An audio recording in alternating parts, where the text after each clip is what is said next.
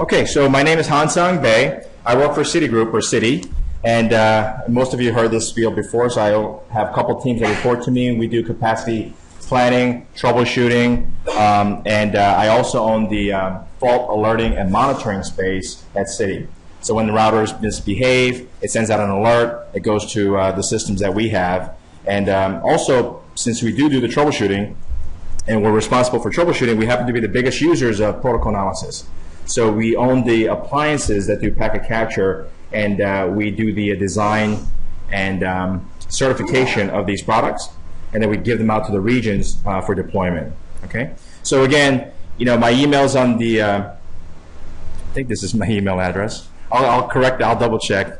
But I kind of, as soon as I saw that, I said, "Is that my email address?" It's going to be on the Wireshark website. And just drop me a note saying more in-depth, less in-depth, because I can also split it out, right? I can actually say this is an in-depth presentation where we'll tackle 2 or 3 traces at most, and we'll deep dive. And the other ones I'll just keep doing quick and dirty. You know, here's a problem, here's how you recognize it, this is what you saw, and then move on to the next one. Okay? If you have any questions throughout the session, please let me know.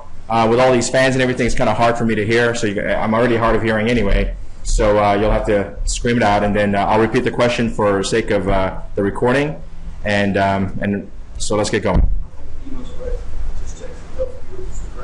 Oh, okay. Okay, thank you.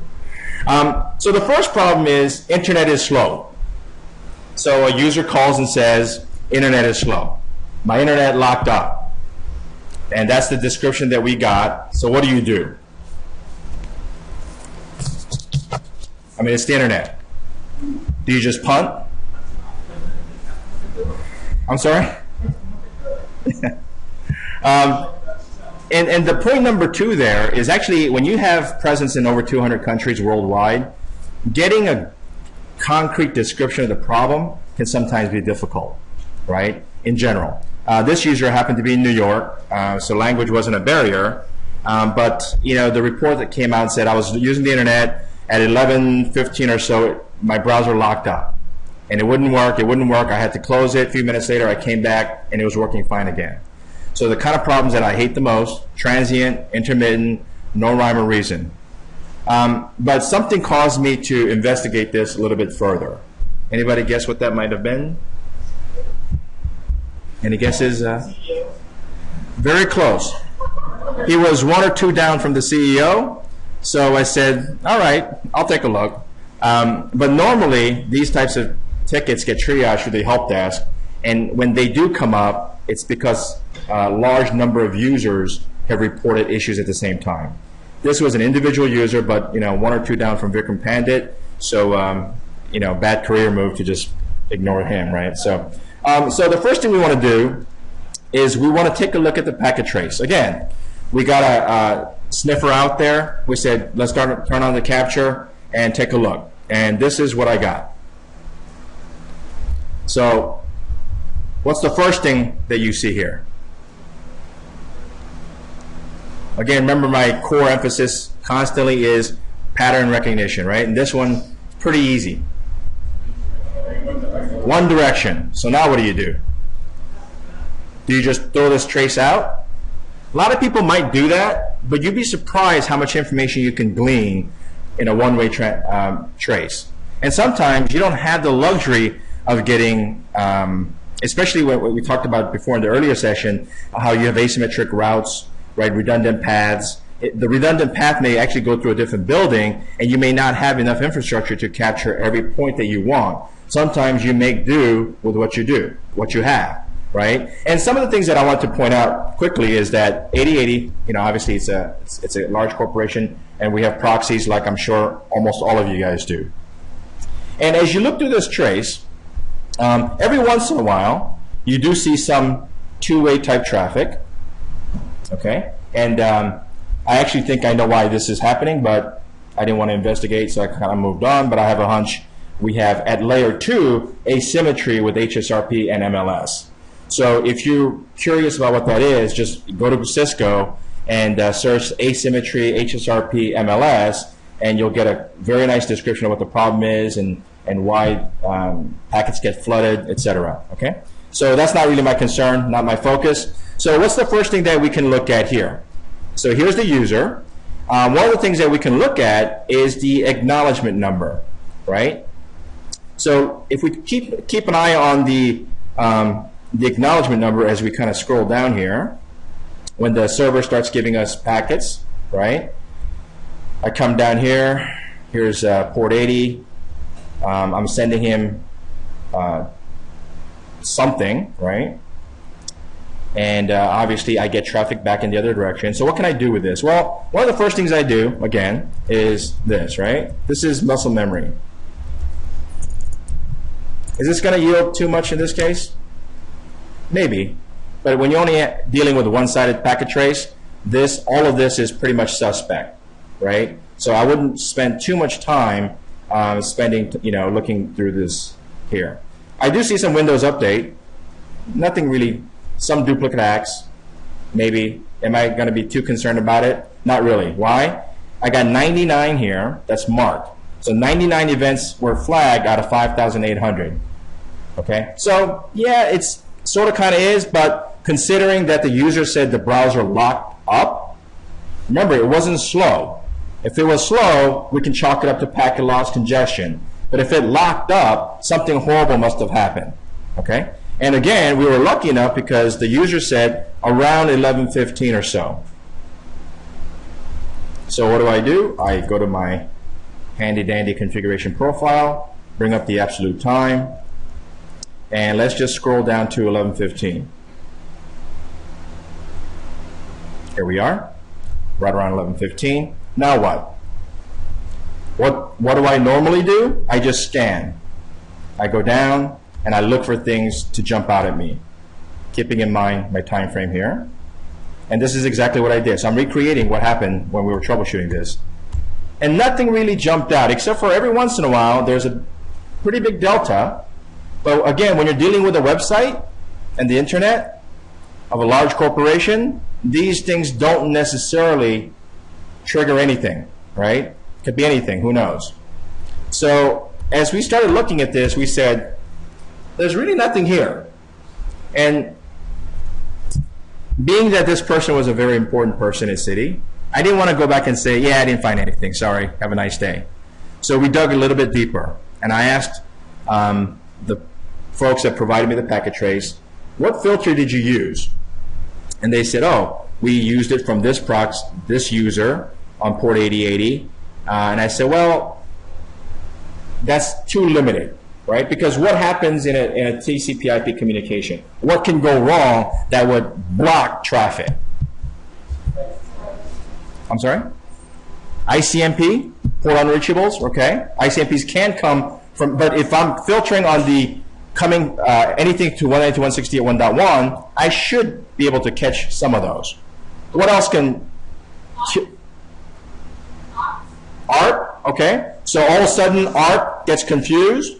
And 2 years ago, as a matter of fact, I had that exact scenario that I presented where the ARP table got corrupted by a misconfigured driver.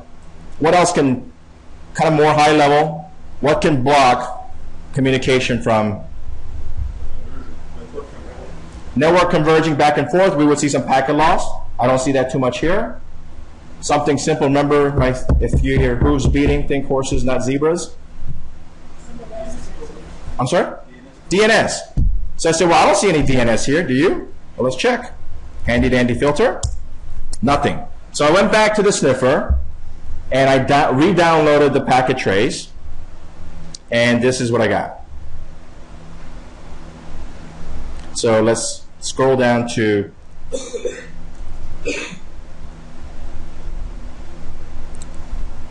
here, and let's scroll.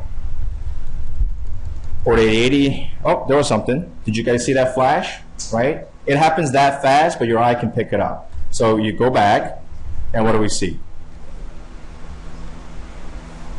We see to our Anycast DNS address a query. And clearly this is work-related because it's Evite.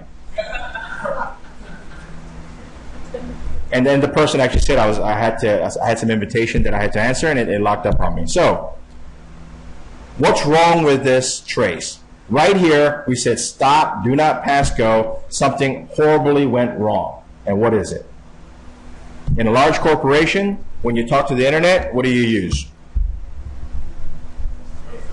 I'm sorry?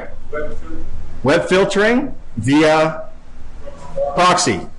So are end users supposed to query evite.com, google.com, amazon.com? Absolutely not. Right? Because in browsers, you have what's called a PAC file, proxy autoconfig file. And actually, if we scroll down here, we'll see references to the word WPAD, which is Web Proxy Automatic Detection, I believe. Right? And it's a way of browsers saying, hey, I need to talk to somebody outside of my organization. How do I know it's outside of my organization? Because my proxy PAC file told me. So in our PAC file, it lists all of our address space and our domain that you can directly query the internal DNS. Anything else, you talk to the proxy and let it worry about it. So the minute we saw this, what likely happened? We know it's broken because it's an outside .com address space, and the browser decided to query directly for evite.com. So what's the likely solution? What went wrong here? Anybody? Okay, the person could have changed the setting, but this is not a technical user, and it's also locked down. So they don't even have the option of changing it. Any other? PAC file got modified, possibly. We didn't see any PAC files being downloaded. And if you look through this trace later, you'll see that you'll see PAC files coming back down, which would have been a big clue. Unfortunately, life's full of disappointments, and I have no idea what happened here. Because think about this. If our proxy configuration lost its mind, that's one thing. If our software deployment system that we use to push out patches happened to be pushing out a new IE update for the user, lost its mind, that's one thing. But if a browser or website can reach into my browser config and change the proxy, that's a huge, huge problem, right? Because any website can then say, come to me, right, and I'll take care of it for you. Talk about man in the middle, right? So we looked at it. We did see some evidence of... Yeah, it was the actual, yeah. So from an IP standpoint, it's the right Anycast DNS, but proxy was confused. I mean, the browser was confused. So we chalked it up to they were pushing out a new update, and they probably forgot to fill that proxy configuration section, right? So somebody, somewhere, forgot to check off deploy Internet Explorer, deploy PAC file setting. And if you forget to check that, this is what would have happened, okay? So that's our best. Sometimes I don't have all the answers up here, so we'll leave this one at that. Okay, so I kind of start out slow, and then we ramp up a little bit. So it'll get progressively more interesting. This one is the application is timing out. This was actually a big production system. They were about to go live. As they ramped up on to do stress tests with some corporate and federal guidelines and audit requirements behind it, obviously had a lot of high visibility. As they scaled up the testing, the application throughput and reporting went down, right? It went. So they called us and said, something's wrong with the network. And of course I said, something's wrong with your application, let's take a look, right? So we did talk to the developer, and they said, we have these logs, and it tells us exactly when the database is unavailable. And they called the database vendor, and the database vendor said, oh, it's your network problem. You can't talk to the database server, so clearly it's a network problem. Talk to your network guys, which they did. So we took a look at it, and we opened up the packet trace. And so this is a typical trace of, so what do we do first? The first thing we do always is TCP. And what do we see? Windows Update. Do we care about Windows Update for the most part? Not really. We do care when it's Windows 0, right? 0 Windows is very different than Windows Update. But when I see a lot of Windows Update, it also tells me they might be moving a lot of data. and people are having to kind of go down and catch up, go down and catch up. They just don't go very down or all the way down, right? So I know that the communication didn't stop, so okay, so it's not really a communication problem or a Windows problem. What else could be wrong? Oh, I'm sorry. So the other thing that I do is, out of habit, is this.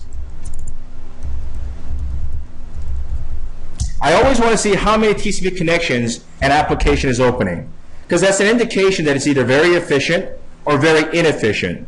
Okay? The reason why HTTP 1.0 was so slow, one of the reasons, was that every object required a new TCP session to be downloaded. You have 50 pictures, requires 50 TCP connections. Waste of resources, waste of round trip. Right? TCP, setting up TCP costs money in terms of time. So when I saw this, I said, wow, there are 226 TCP connections in a pretty short duration. So Blue's Clues, light bulb goes off and says, and I say, well, let's take a look at this because this might be a problem. So clear this. We'll go to Statistics, Conversations, and we'll look at the TCP. And again, all we're doing is looking at top talkers and anything that jumps out. And what jumps out here as I scroll down the screen? This is a conversation. Very, very small, if anything at all. So if you're going to come knocking on my door, come on in and have a conversation, and then you can leave. In this case, it's more like, and then you run away. And then you go to the door. Who is it? Nobody's there. Close the door. Again, waste of resources, waste of time. So what do we do here? So we said, all right, give us your application log that said the database is not available. And they came back and said, I forgot what they said. I didn't put it in here. They said around 5:31, approximately 5:31 p.m., they had a problem. Okay.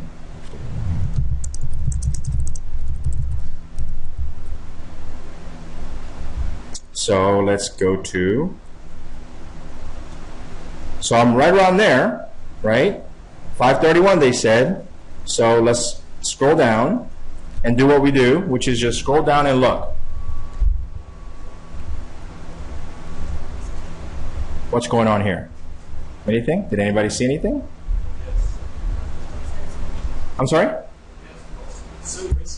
We saw some resets, right? So right away we said, okay, there are resets going on. What else could be going on here?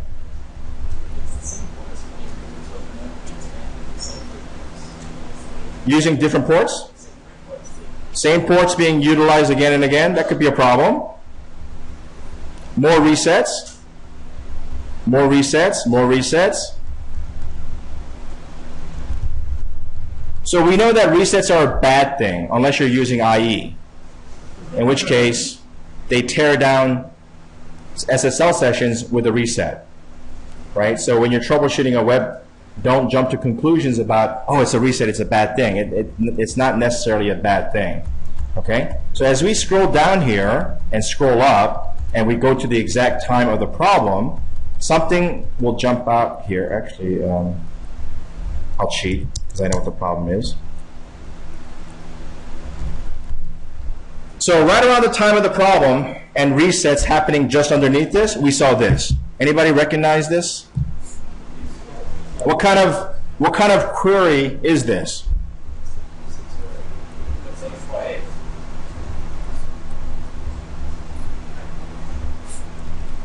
That is a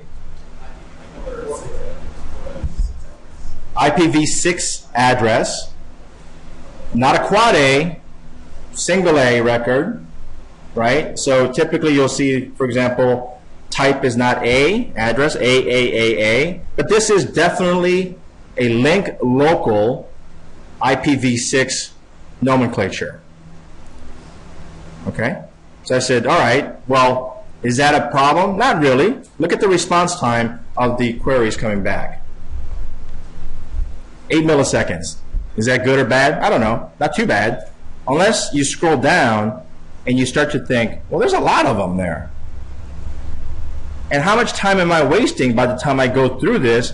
And why did the system all of a sudden make these queries? Oh, and by the way, happened right about the time they said they had a problem. So you put 1 and 1 and 1 together, and we said, what's the problem? Right here we stopped and we said, I know what the problem is. What is it?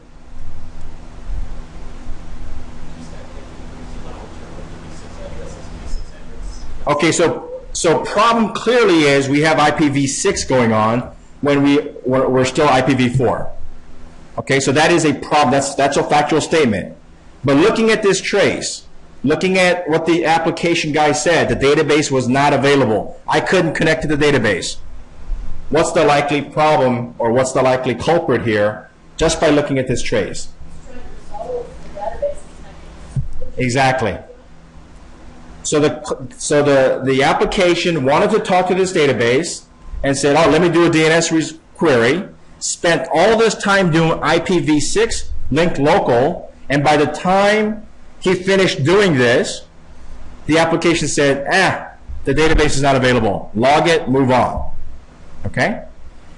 Then something else interesting happened, because if we follow one of these resets, and let's see if I get lucky. Sure enough, I did. I connect, and the reset happens. Why? Because the application said, I'm not going to listen to you. I waited. You didn't come to me. I'm going to close down the application, move on to a different port, and talk to somebody else. And because the application shut down, TCP said, I don't have anybody listening on that port. I'm going to reset the connection. Okay? It was actually a pretty simple trace if you factor in the problem description, the time, the fact that the application said database is not available, I could not connect, and then you see the DNS and time spent doing DNS, wasted time, right? And immediately you can piece all these things together and say, this was a problem. So how do you solve it? It's a Unix box. You just configure a netservices.conf file to say not IPv6 first, but v4. So the newer Unix boxes come with default setting of IPv6 first in the order of preference for buying. Okay? And so it sits there and says, well, IPv6, IPv6, IPv6, nothing's happening, nothing's happening, nothing's happening. Eventually, it will kick into IPv4. But for this application with tight timing space, they ran out of time and the application closed down. Okay? Any questions so far? No? Okay. So the next one is interesting, because I don't even have a packet trace to show you guys. But I thought it was interesting enough to present it here. NFS is slow. Is that the expected behavior for NFS v3? Yes, no, maybe? Anybody have problems with NFS and throughput when you're using TCP for v3? No? Nobody? Okay, well that's good. It turns out that NFS on some NFS servers and implementation can only use 32K block size. That's it. So it doesn't matter what your TCP window size is, it will transfer at 32 kilobyte chunks at a time.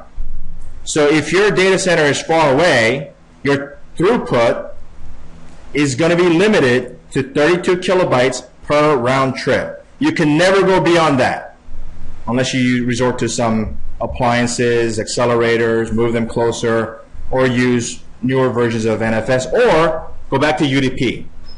Because obviously with UDP, round trip is not a factor. Okay?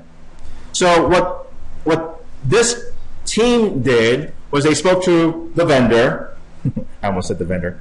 But they spoke to the vendor. They got some recommendations. They said, oh, do some TCP offloading. Increase it to TCP offload engine here that you see to 14.480. Set your window size to something large. They chose 2600. And you should be fine. And in fact, it was worse.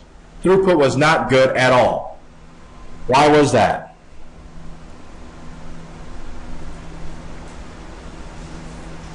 Because, I'll give you the answer. It's a little tricky unless you think this, and again, this goes back to deep dive versus hit and run, right? The reason why this is no good is because your offload engine is yet another buffer outside of your TCP stack. So you have TCP buffering, then you have the offload engine buffering, okay? And the buffer size is 14,000 something. You increase, MSS is 1460, 1448, sorry. It wasn't 1460 because we had some TCP options turned on. MSS is 1448. TCP offload engine is 10 times that number, which is 14480.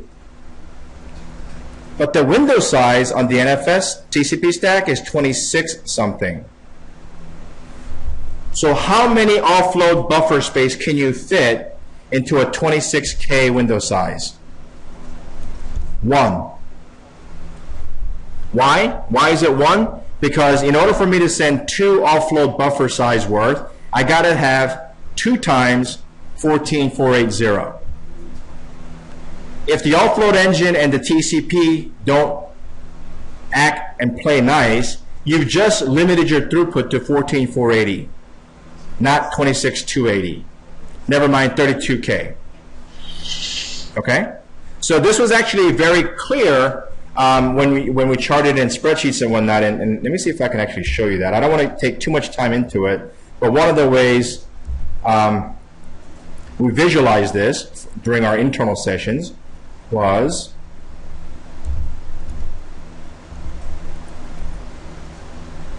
this is actually what I was talking about this morning about in-flight number of bytes and presenting it, because when you see it in unacknowledged data in flight with sequence numbers and timestamps, etc., you start to see a pattern of when am I acting, and when I act, how far have I received or sent, and you see these numbers pop up. Again, this is not important. I just wanted to show you that as you do analysis on TCP window sizes and data, and one of the key things that you have to look at is unacknowledged data that's outstanding.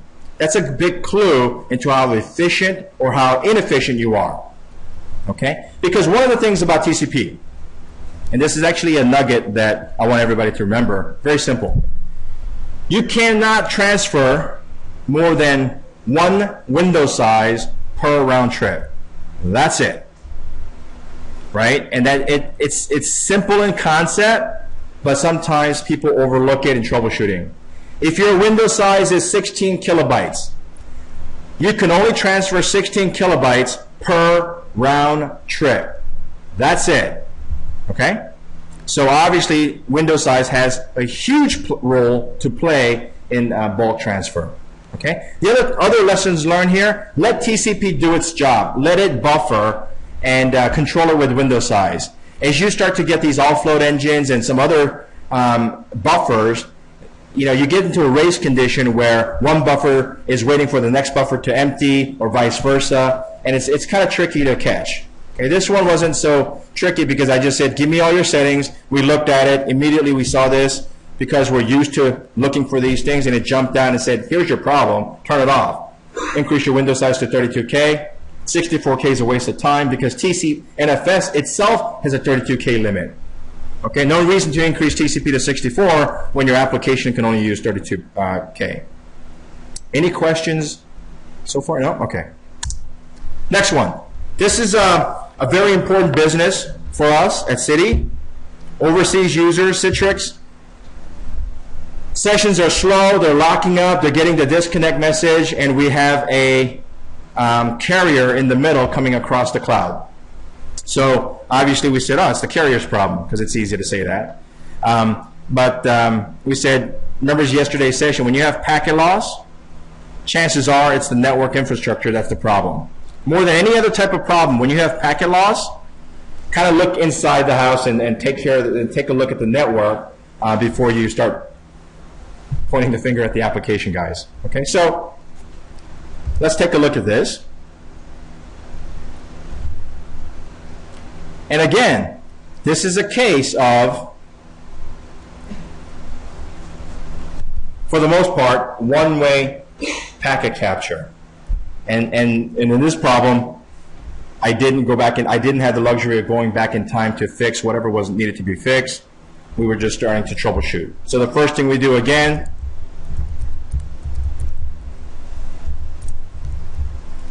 and do you think I can get a button right here that says TCP analysis flags, so I can click on that? Yeah. Yeah, it's a little yellow one at the bottom. Oh, is that right? Yeah, that's the easy button. Click on that little yellow button. And that does the TCP analysis Well, flag? it gives you your expert analysis all of it. Oh, okay. Oh, okay. Okay. But sometimes this throws me off, so but okay, I gotcha. All right, so let's do the analysis flag. Let me clear this. I think.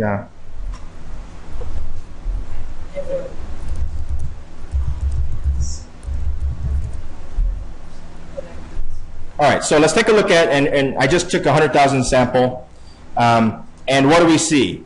Even though it's a one-way transmission, one-way packet, what jumps out at us as we're scrolling down here? Retransmissions. So retransmissions means I saw it twice.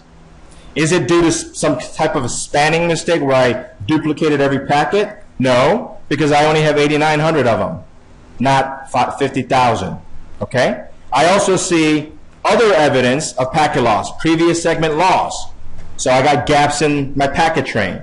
So clearly, I have a congestion or packet loss issue. How do you go about troubleshooting this? Is there anything else more we can do at this point in time?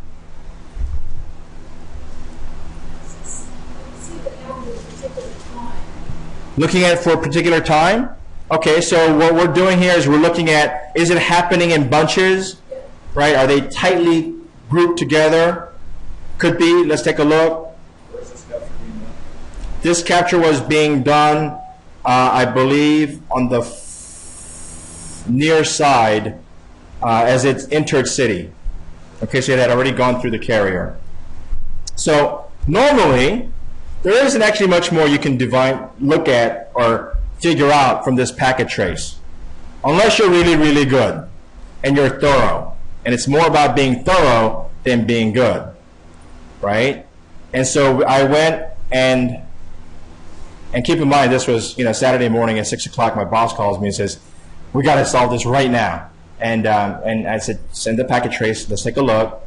We got on a call, and so I was being thorough, and I looked at the red-headed stepchild of protocol analysis, which is the IP header, just to see if there's anything there that can tell me in terms of IP ID, anything. Kind of grasping at last straws here, and I click on it. And instantly I said, oh, here's the problem. So I'm going to scroll down. Oops. I'm going to scroll down the packet. And the reason why I say open it and get used to looking at things is because your eyes will pick up on things instantaneously after you trained it to look at certain hot spots that typically come up again and again and again and again and again.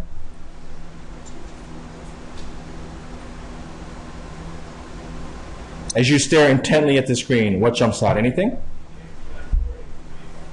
Here we go. Expedited forwarding.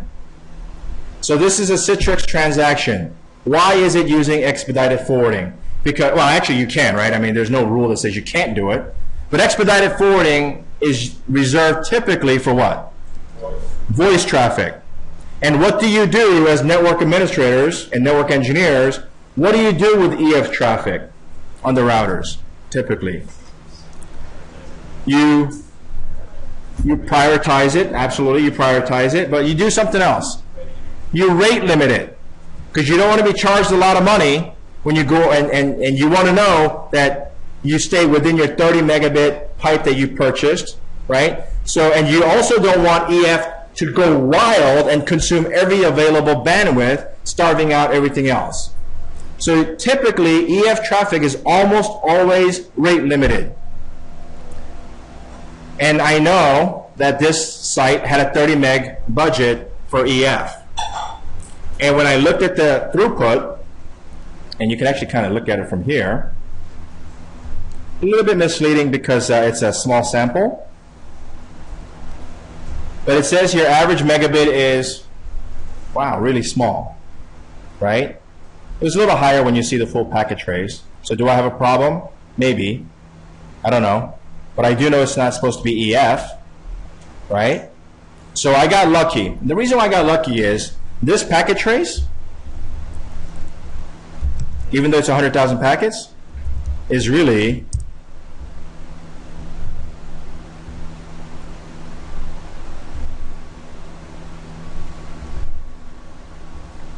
half a gig in a very short amount of time.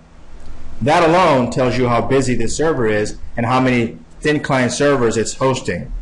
Okay? And so in this trace, there are gobs and gobs and gobs of packets that you have to go through. How did I find it so quickly? I got lucky. I happened to be in the right place at the right time, because I'm certainly not going to look at the IP ID field of, I don't know how many packets are in here, 700,000, 800,000, right? So one of the quick segue, again, this is a Wireshark conference, is if you have a graphical tool like Pilot, and I'll just spend just a few seconds here talking about it, the first thing that it'll tell you is, okay, I got a bandwidth megabit of 5.3 megabits per second, but not really, because if I look at it from a microburst standpoint, that 5 megabit turns into, any guesses before it finishes? More than 30? Let's take a look. Because remember, this is a small subsection of my trace, right? It's not the 5, I take that back. This is actually the 500 gig trace file. This is the full packet that it's crunching through right now. And it's going to tell me that I've reached, at microburst intervals, 600 megabits per second. Okay? Is that possible? So it depends. And the reason why it depends is the more granular you calculate your throughput, the higher the number. Because, again, you can only have two states in utilization. 0, 100. Everybody else is lying. Because you can only have a packet on the wire or no packets on the wire. But obviously we can't do our capacity planning that way, so we start to look at it in bigger chunks of the wire, and then you start to average. Okay? So clearly there's bursting going on here, no question. And so then I said, all right, show me the DHCP. And I do this now out of habit, because A, it's easy, and B, I got burnt by so many times. And what do you see here? All of this is EF. Over 95% of this half gig trace file is EF, best effort, which is correct. But I got over 148 megabits worth of traffic, that's EF. Okay? So I really got lucky here. I happened to land on 5% of the population, and I happened to catch it. Okay? So again, the difference here is that regardless of the packet size, because I'm not opening a half a gig trace file in Wireshark and going through, but here visually I can instantly see, oh, this is a problem. And then I can right click here and drill down to my heart's content. Pick up conversation, IP, utilization, whatever you want, you can start to drill down. And this kind of, again, I wish I had used this, but at the time I just got lucky. Okay, sometimes you get your breaks and you move on. Okay, any questions about this one? Again, simple. Very, very simple if you know what to look for. Okay, and if I didn't open the red-headed stepchild of protocol analysis here, I would have missed it. And if I weren't in the right place, I would have missed it too. But so why did this happen? Okay, so a little embarrassing, so I didn't want to get into it because it's my domain, routing and switching. But it so happens that we were using TCP ranges to mark traffic.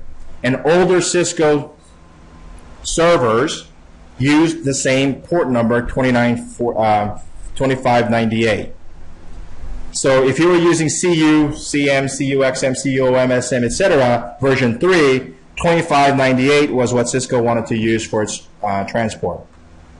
Citrix, unbeknownst to me, at some point in time, decided reliable ICA sessions going to use 2598. So now I have overlap of TCP port numbers. Okay? So there's a lot of lessons learned here that we took out of at Citi. And obviously we had to do a quick triage and scan every single one of our routers to see if this old standard for QoS was in place or not. So that was the reason why. There was an access list that said if you're talking to port 2598, you're EF. Okay, simple as that. So then the next $1 million question is, if I'm overrunning EF, who's not complaining? The contact center people. And they always complain when they have bad voice quality, right? And especially if you guys call it the credit card center and you get bad voice quality, Don't email me. But it's probably a QoS issue, right? And so we were sitting there thinking, okay, this is great. We know that we maxed out the EFQ, 100%. We looked at it. We got the packet tracers to prove it. And we kept saying, but nobody called. Why is it that nobody in the contact center called? I'm sorry? I'm sorry, I can't hear. They couldn't do that much traffic. It's possible, but we have actually, this is a large contact center. I think it's because it's UDP. Voice is UDP, but even then, you're going to draw packets, right? They just weren't getting calls, so they didn't think it was a problem. They weren't getting calls, which is possible, but we have actually alerts when gateways and PGs go down. What else?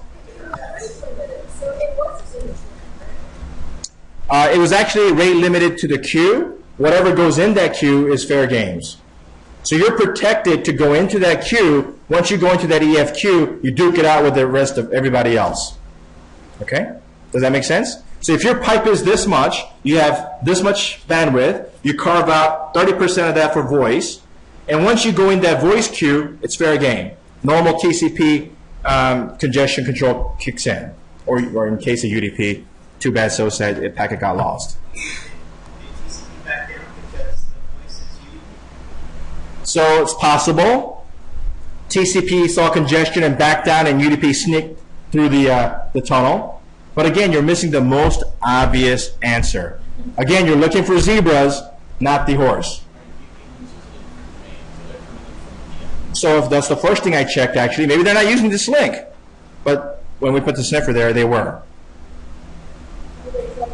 When do you need QoS? I'll give you a hint. When do you need QoS? When you have congestion. If you have large bandwidth, do you need QoS? Absolutely not. So where did my voice traffic go? Default queue. Because it was misconfigured yet again. Because if I'm expecting my voice traffic to be 2598 and it's not, how's it going to end up in the EF queue? It doesn't. It went to the default queue, and I had plenty of bandwidth in the default queue. So by happenstance, I blew out the EF queue, but thank goodness no voice traffic was traversing the voice queue. Okay? It happens, right? Okay, so that was that, and again, sometimes it takes a little bit of luck to find the right answers. Okay, so the next one is time standpoint. We have about an hour, right? Okay. So this one is actually very interesting, Trace. Again, the actual problem is very simple, but the analysis part is what I want to walk you through. And this is the part where we're going to get a little bit more detail than what I've been presenting so far. This is a trading application where the log says there are delays in this trading floor that the systems cannot account for. And logically, and I don't blame them one bit, they said, oh, it must be the network. Because I've accounted for my application, right? We spent $200 million on this application monitoring system. I know it's right, and it can't account for this lost time. We're losing trades, we're losing business because the application log says you're always late. So where could it be if it's not the application? The network, right? Or I like to say the firewall. So there's a certain hierarchy of not blame game, but kind of, it's the router guys will point to the firewall guys will say it's not me, it's the proxy guys say it's not me, it's the application, and the circle of life continues. So this one, clearly though, we looked at the log and we said, yeah, you're right, you are timestamping it, and the packets must be getting lost, I don't know. So we took a sniffer and we looked at it. So we ruled out the usual suspects, which are what? When there's slowness in the network, what do we look for? Packet loss. What else? Latency, round trip latency, window size, right? But this is a trading applications, and trading applications tend not to send huge amounts of data. They send lots of data. A little bit different. So let's take a look. So immediately we see here a big delay, right? And it turns out this is an application level delay. There was nothing to worry about. So let's take a look. 192.168 is us. The 10 dot is the vendor. And I want to walk you through this trace, and we're going to go a little bit more detailed than I normally do, because the concepts are easy. The steps that you take to find these are not so easy. Okay? So the first thing we see here is what? All right, this is the start of the communication that I care about. First thing we check, TCP port number. I ask the app guy, is this your port number? Yeah, it is. Okay, we're good. Again, nothing worse than analyzing only to find out it's the wrong time or wrong packet trace file. So we know this is the right one. Okay, what happened here? So let's open up the TCP and let's take a look. Describe to me what you see here that you should jump out at you as being somewhat abnormal, or at least not what you're used to seeing. Push, okay, so one observation is, which is also good, is push bit is set. Push bits are set when applications want to control TCP's behavior. They flush the buffer. They set the push bit saying, please send this up the stack when you get it. So push bits are good things to look for to say, oh, the application is trying to control the congestion or flow control instead of letting TCP do it. So that's the first thing that we notice. That's good. What else? 1 byte. It's sending 1 byte. That's not normal. So I asked him, is that normal? He said, yeah, it's normal. It means starter communication, synchronization message, etc. So I said, okay, that's fine. But when he said that, a light bulb went off. And I said, okay, stop right here. I know what the problem is. Nagel. And not just Nagel, but Nagel and delayed act. So what is Nagel and delayed act? I'll just spend it it's a very, very common problem, right? Nagel, the whole intention of Nagel is to do what? Buffer, right? So I don't want to send one packet. I want to see if I can kind of wait. Anybody in Rolf's class for wireless just now? It's the same concept. Let me just hang on to it a little bit, get some more data, and send it out in a big chunk, as opposed to single packets. So that was Nagel, and for the most part it works fine. But then there's a flip side to that story, right? And that's the delayed act. And what does the rule say about delayed act? I'm sorry?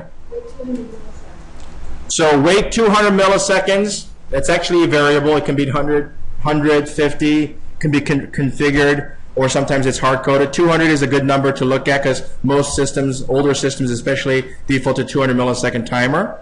Because delayed act means I'm not going to acknowledge every single packet. And we actually have a big debate going on within our team. In a modern day network, do I need to worry about delayed act? Is one extra packet in a conversation really that big deal? It's kind of like the spanning tree argument.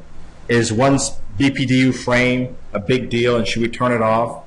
Right? I mean, it's consuming anything. Who cares? In a modern day network, if I act every single packet, is that a bad thing? It's inefficient, but at some point I say, who cares? Right? I got megabits worth of bandwidth to play with, typically. So let's go through this trace and see what's happening. Oh, by the way, on delayed act, it also, the other rule says, acknowledge every other packet. So in other words, I get 2 packets. Oh, I'm sorry. I get 2 packets, acknowledge. Okay? And Nagel says, what? Send the packet, try to buffer it as much as you want until a timer goes off and send it on its way. All right? On the delayed act side, there's yet another story. It depends on which implementation you decided to follow. So some systems will consider full MSS as saying, okay, I got 2 full MSS, I can now acknowledge. Some systems will say, oh, it's not full MSS. You gave me 2 half-size packets. I'm still going to wait. A lot of Unix systems do that. Is it wrong? No, it's not.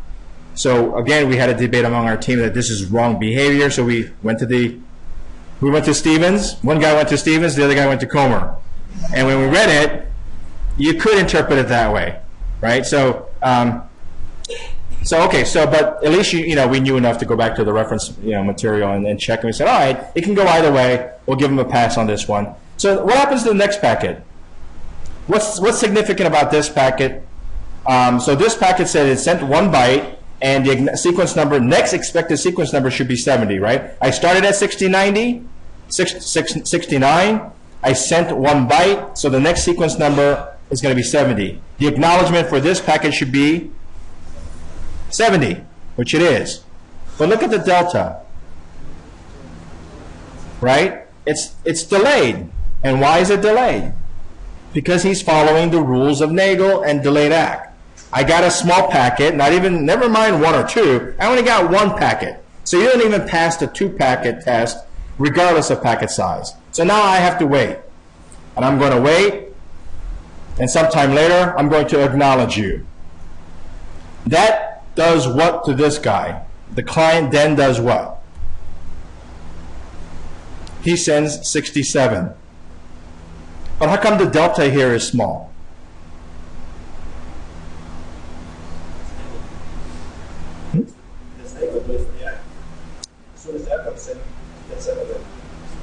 Yeah.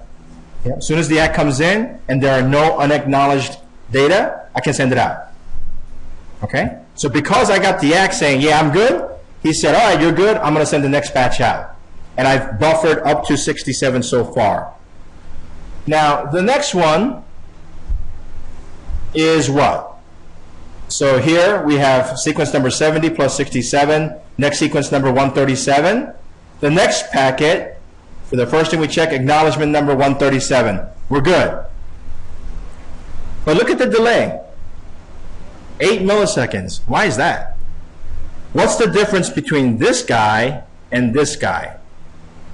Here, he waited 200 plus milliseconds to acknowledge the previous packet that we sent. Here, he sent it in 8 milliseconds. Why? Couple of, I heard over here. He has data to send.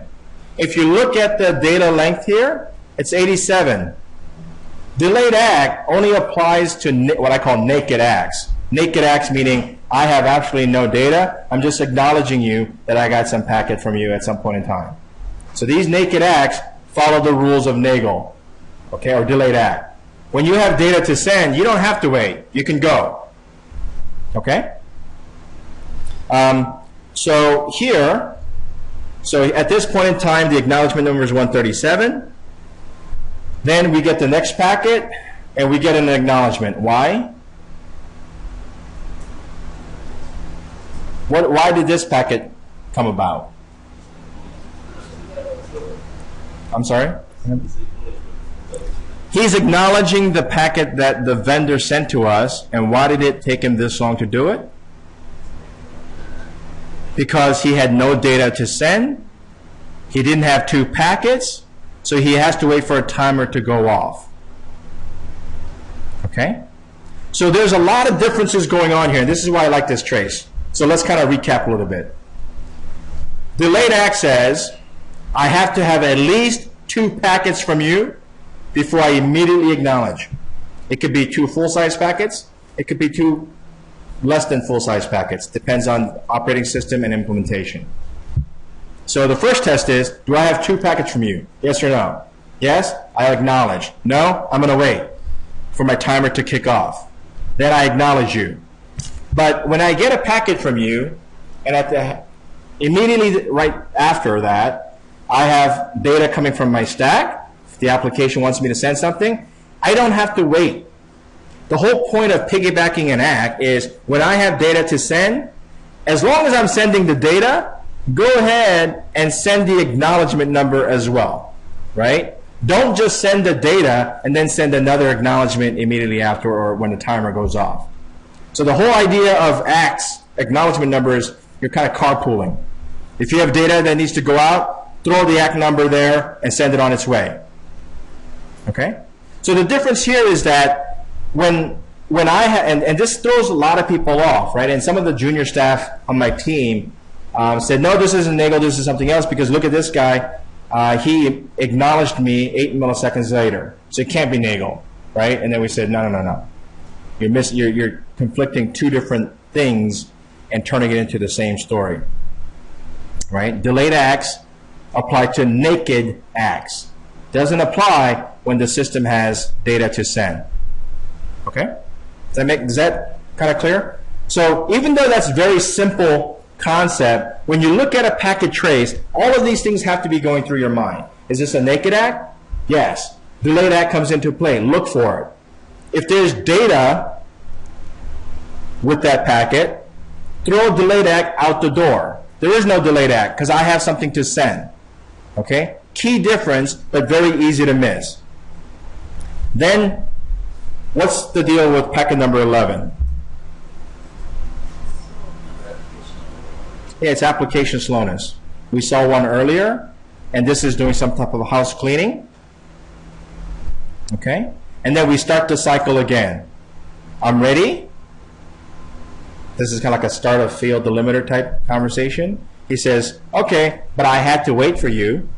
And why isn't it exactly 200? Because these timers go off all the time. You'd go insane keeping track of all the timers that are kicking off. So timers are going off. Sometimes you may hit 200 milliseconds.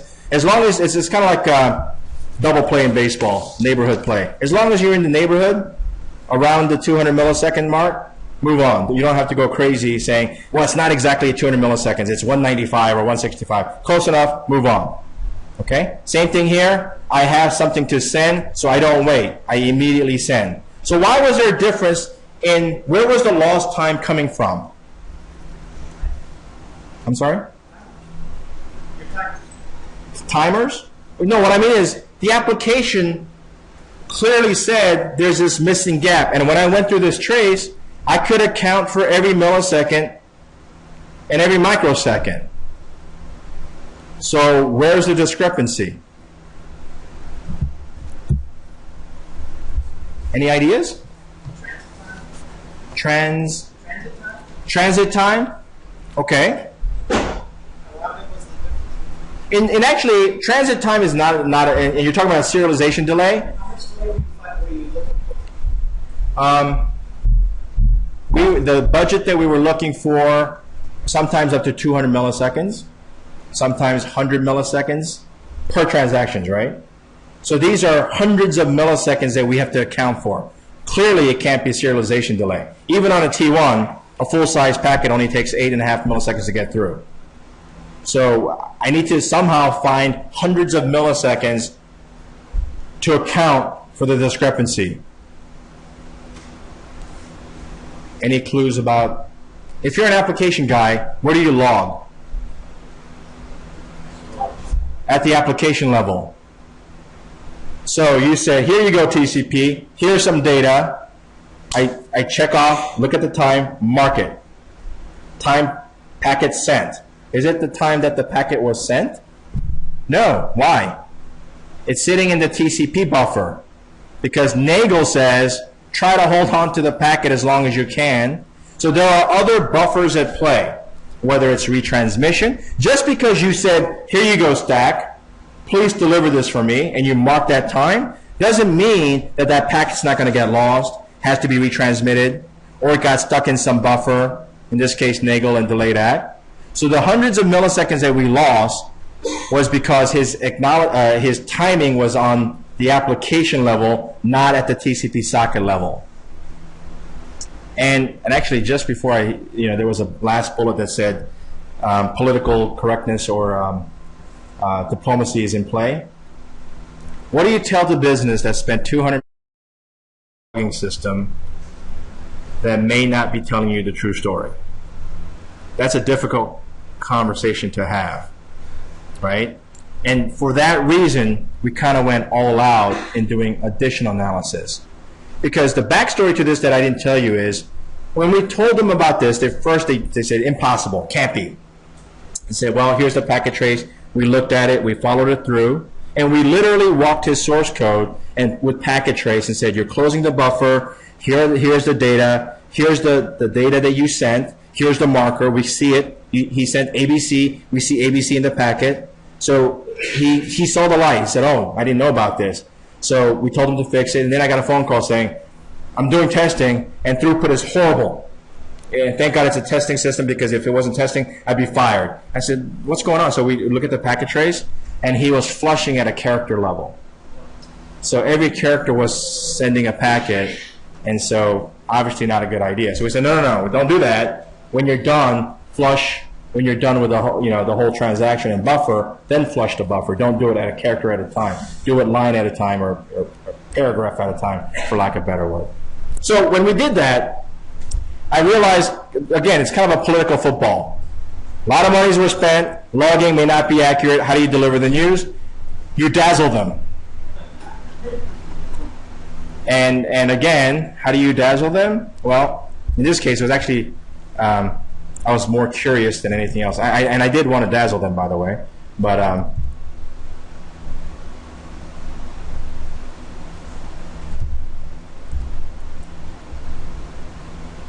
so we took it an extra mile, and we did simulation studies. Because we also found, by the way, oh, I'm sorry, I didn't show you this. Again, this is a small sample I chopped out. Clearly, we see retransmissions. Packets were being lost. The exact packet loss rate that we tracked on the firewall, and it was a firewall in this case that was dropping the packet, but it was an old firewall, decrepit firewall, and it was dropping packets at a rate of about 0.7 or 0.7 or something like that. Very, very small number. We don't even flag on any alerting platform at that level. Okay? So then we got into the conversation of, we have to upgrade the firewall. They said, are you out of your mind? There's no packet loss or hardly any. It doesn't justify that. I say, well, we see packet loss. That's the only place that I know it's getting lost there, because I put a sniffer before and after the firewall, and it got lost. There is no question. So I needed to prove impact. And when you get down to these small numbers, it's very hard for a human mind to. So I did something that I normally never do, and I created a pretty whiz-bang PowerPoint. And so Kristen, who was on my team at the time, and actually, before I get to that, actually, what happened when we fixed it, and here's the feel-good story. This chart represents all the trades that happen at a 0.5 seconds or less. You see a huge spike here. Before, this thing was all over the place, because delayed act kept coming in at random times, depending on whether I had 2 blocks of data to send, 1 block, etc. And this chart actually shows before and after. The yellow here, or the light color, is the number of trades that happened within less than 2.25 seconds before and after the change. So all of this was lost business, literally lost business, to tune of, because of Nagel delayed act. And after we did the change, this happened, and then they went to algorithmic trading. And if they had gone to algorithmic trading with TCP, delayed act, and Nagel, we would have taken a bloodbath. Because algorithmic trading it's no longer humans. In this case, literally, a human had to look at a mouse, look at a screen, and okay the trade. Next pop-up comes, read it, okay it. So the 200 millisecond was not visible by anyone. But the minute you take that human moving the mouse over and clicking on OK, you take him out of the equation, and the systems are doing it at micro and millisecond time frame, 200 milliseconds, we would have taken a bloodbath, right? And again, this is what that represents. So what does this chart represent? Well, we did a network simulation study to see what would happen with that packet loss of 0.7%. And we use OpNet, and we replayed these packets in we recreated the network in OpNet, we loaded the packet traces, and we ran through it for a few hours. Because there was the dazzle factor that I had to do. I had to blame some other people besides, kind of throw the light away from the logging issue. And so I needed to kind of find root cause. And so one of the things they said, all right, let's do this network simulation study to see what impact it has. And what you see here is that at 0.2% packet loss, there's a smattering of blues up here. This is a transaction response time. These dots represent a trade that happened, okay? And for the most part, it's completely hidden here, but almost all the blues happen down here, okay? And again, this is before we fixed it, so the average time here is 4.5 to 5 seconds. Before that other chart that I showed you, trades were completing in 2.5 seconds. That's how much of an impact we made. But at this point in time, when there's packet loss, all the blues are down here and very few percent up here. When we went to 0.7% packet loss, look how many more pinks are here. Okay, and at 1%, forget about it. Look at all these yellows that happen here due to that small packet loss. And so we convinced both management and firewall and our design document to say, in a trading environment, 0.7% packet loss is unacceptable. Okay, so you have to go to Palo Altos of the world, Splats of the world, Junipers of the world that can do high packets per second throughput on a firewall. Okay, or because it's market data related, it's open. There's no security requirement per se. You go with a router-based ACL. Okay, and so when we did this study, again, this is what we showed here, and I actually deleted the. I actually deleted the wrong PowerPoint, so I can't show you. But I actually gave animation of what Nagel does, which is, you know, you got this big pickup truck, and everybody's trying to load up these barrels one at a time, and you're doing the right thing. You want to maximize the time. And then they say, well, how do you fix this? I say, well, you don't have to necessarily use a big, huge truck. You can use a pickup truck, right? Make it smaller by decreasing MSS. So that's a hack. You can make the MSS smaller to trick TCP and delayed ACK into thinking, okay, I got 2 packets, they're full size, but that's a hack at best and not the right solution, but a solution, right? And once we did this simulation, we said, all right, let's take the time to fix your code because this is all your impact right here. This is what's happening to you, both in terms of delayed ACK. Because think about it, this is kind of plays on each other. You lose packets, you introduce more packets that can be caught in a delayed ACK scenario, right? So you're compounding the problem. Okay? Any questions on that so far? No? Yes, a couple of questions. One. Yeah, so what changed the behavior to use Nagel? Okay, so yeah, how did we fix it? No, actually, because in the graph, you show that everything was working like fine, like the one that was trading. But so that Oh, that's actually after the fix. So this is what the packet trace looks like after we fixed it, and you'll see a clear difference. Let me pull it up.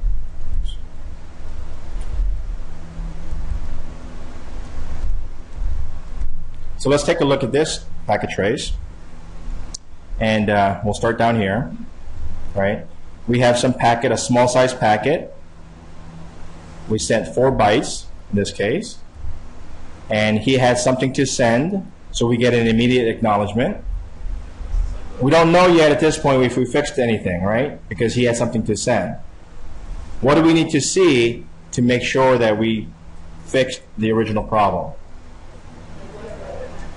I'm sorry? Delta time, but we need to see what kind of acknowledgement? Naked acknowledgement. Okay, so let's look for it. So here's one.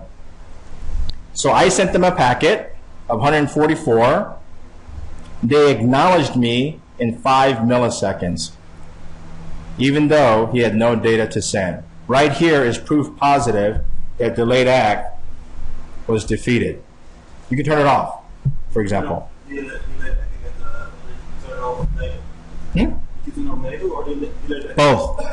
Both.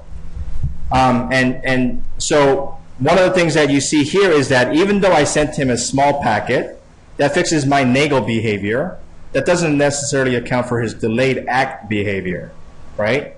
Because remember, it's 2 different concepts. Nagel, buffer as much as you can. Delayed ACK, don't acknowledge just a single packet. In this case, we said, no, acknowledge me. I don't care. And, yeah. No. The only problem is, so I know exactly what you're talking about. The only problem is when you have serialization in your processing. In other words, I can't send you the next packet until I get positive confirmation from you that you got it, right? So this is application level acknowledgement that it wants to see before sending you the next packet. In a bulk transfer type scenario, I don't care about delayed ACK. I don't really care about ACKs so long as you ACK me before my window runs out. Acknowledgements really don't play a whole lot of role in bulk transfers and cases like that, because I'm sending you all of this data, and if all your ACK except for the last one gets lost, I don't care, because acknowledgements are cumulative. The minute you give me an ACK, one ACK, I'm good. I know I'm good up to that point. The fact that I lost 15 ACKs before that, I could care less. In fact, I don't even know. There's no way to detect when an ACK gets lost. And in almost all cases, it doesn't matter if an ACK gets lost. And then, so what happens here? I get a packet here. This one was a naked ACK. He then immediately follows up with application delay. So there's nothing to freak out about. He spent some time cleaning house, sent some data to us. We immediately send something else. Again, we have the data. We send something. He immediately acts me back, naked ACK, right? So we know that now we defeated Nagel delayed ACK. Simple problem, happens all the time. And it's horrific in a real-time TCP. So the moral of the story is, when you're doing real-time traffic, TCP is not the best, because TCP wasn't really meant to be this back and forth, fast shuttling protocol, right? It has congestion control, it has setup time, it has slow start. It has a lot of built-in mechanism, so typically TCP is the wrong thing to do, okay? And you have to take, and if you have to use TCP, you have to take consideration, you have to take these conditions into consideration. Is it only because the pieces are sending is small? How about if you're trying to do real-time short hops, but you're sending big packets? Yeah, so if you sent 2 full-size packets, he would immediately acknowledge you. So you're only dealing with this because you're sending little pieces? That's right, and it so happens, actually, and this is one of the examples. So here, this is an example of how Microsoft does it, and you can see here, let's see if we can find one. So even though 172.16 sent me a 16-byte packet followed by a 38-byte packet, I immediately acknowledge. That's like 300, there's a round trip here, right? So I'm looking at it from the wrong angle. But this is actually how Microsoft does it. Microsoft doesn't care if it's full-size packets or not. So long as I get 2, I will acknowledge you. All right? A lot of and in fact, last year, someone came up to me and said, "Why is it doing this?" And I said, well, it's a Unix system that says 2 full-size packet qualifies for an ACK, naked ACK. Okay? And he said, how do you fix it? Well, you have to turn it off or trick MSS, right? And sometimes those are not options that are available to you. Any questions before we wrap up? I don't feel like to say, but in this case, the first use TCP with a developer conference one. I didn't. The first use TCP with a developer. Is that a concentration? That to use TCP or? No, they, yeah, well, because, and you can't really blame them, right? Every computer science class that you take, they tell you what? TCP is reliable, UDP is unreliable. So if you're working with a trading floor, the first thing you say is, I'm not going to use an unreliable. It's a different concept. The word is actually bad, right? It's not that it's unreliable. It just means that you have to take care of the reliability, like TFTP does, right? So how much does it work if the recipient of the packet thinks about itself now to send back the substantive and active TCP? So the question is, how much worse is it if you... overhead? You get one 60-byte packet on your network. And in one case, I actually did that. And because it was a Linux kernel that could not reduce the delayed ACK timer. Because oftentimes, you can set the delayed ACK timer to be 10. And at least you reduce your penalty to 10 milliseconds before you send it. In this kernel, you cannot. And the sender couldn't send more. So we were in this delayed ACK. It was very annoying to us that we couldn't defeat this delayed ACK Nagel problem. But we actually contacted Red Hat, and we're working with them to recompile. And it's a very sensitive platform, so it's not like, I'll go ahead and upgrade to this version, right? So we had to do pro services. And so sometimes, in most cases, the choices are make the MSS small, to force full-size packets, but then again, you're limiting yourself because you're now putting small packets on the wire, or turn off delayed act, or decrease the timer if you have that luxury to say my delayed act, the most you're going to wait is 5-10 milliseconds. Okay? That's it, actually. So, and this one I thought it was worth spending a little time, even though it's a simple problem, because I wanted to kind of walk you through how my team and I would sit down and go through these. And in the back of our, we're always thinking about the concept. So the one thing that I would recommend is that as you do protocol analysis, keep looking at traces. Your eye, sooner or later, will pick up on these different things over time. And the other thing is know TCP. A lot of people say, I know TCP, but you really need to know TCP. You need to know what it means to have a delayed act versus a naked act, what it means to have NAGLE, what it means to be full MSS, non-full MSS. Okay? So if you invest the time, and every time you get stuck, look something up, commit it to memory, and over time, you're going to just be able to instinctively know this is a delayed act because it's a naked act. All of these things will happen instantaneously and without having to think about it. Okay? So that's my advice. Yes, one more.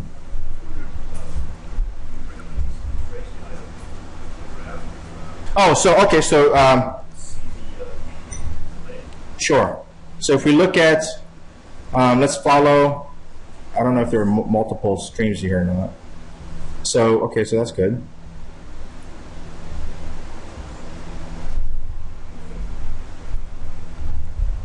So this is another way to find out that you're being gated by something else. Nothing in nature has this type of frequency, or, right? So when you see this type of behavior where it's clockwork, right? Something is influencing the transmission and something inefficient. Because this is saying, I sent a packet, I had to wait a little bit, sent the packet. I had to wait, sent the packet, sent the packet, wait, sent the packet, sent the packet, wait, right? So when you see this type of gated behavior, whether it's a sawtooth diagram or these exact stair step that repeats over and over and over, you have external factors at play. And these are easy to find. Why? Because this is happening all the time. So these patterns are actually easy to pick out. Okay? You just have to know where to look, or get lucky, like in the case with Citrix. Okay, any other questions? Okay, yes.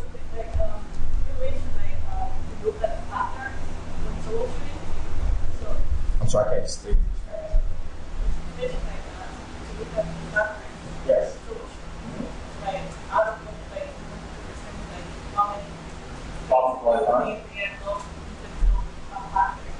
Oh, okay. So the question is, I keep saying look for patterns. How often do you find problems or not find problems, right? I would say if I were to break it down and I open up a trace, by the time I do, that could have been bad. By the time I do this, and I do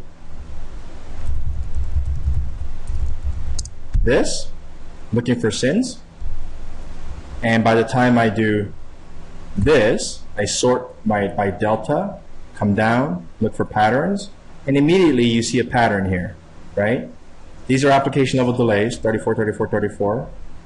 There are bunches of 200 or so delays here. They're all grouped.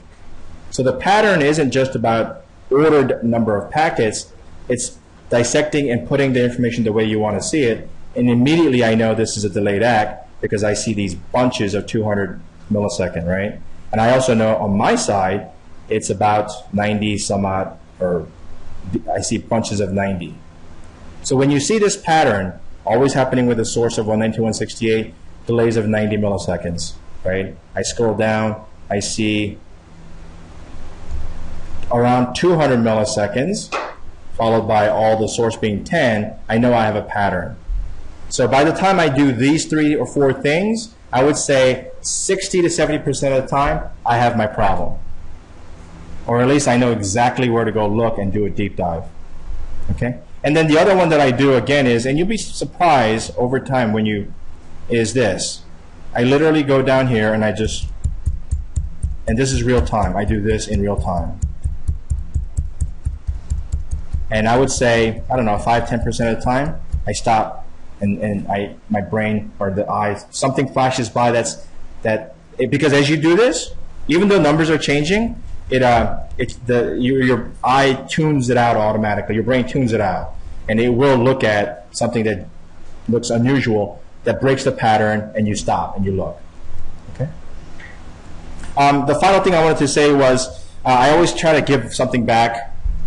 I can't do it with scripting or with Wireshark, so I do the presentation. But the one thing that I find useful, and again, email me, is I had my guys write a diff in Excel for router changes. So what it does is you type some commands, and as a pre-checkout commands that you want to type, and then within Excel, the telnet goes out and grabs those, types those commands and sucks it into Excel. Then after the change, it'll do the same command and then line it up intelligently. So when the interfaces change and you're adding interface level commands, the following interfaces all line up, right? And things like when you do BGP checkouts, sequence numbers and database numbers, updates, I don't care about those. I do care about the prefix number column and the up-down status column and the neighbor column. So there's a regular expression engine built into that, so you can create your own intelligent diff. So if you're interested in seeing a diff that and again, the whole goal is at 2 in the morning, I don't want to see a Unix diff with brackets that jumble up my config. And so this one lines up all the interfaces and sections, ACLs all line up, etc., and it highlights. Sections turn red at the top when your checkout commands. There's a difference. It turns red. You can click on it, go to that section, and do your checkout. So if you're interested in something like that, email me, and I'll shoot it out. Okay. Okay. I forgot to stop this.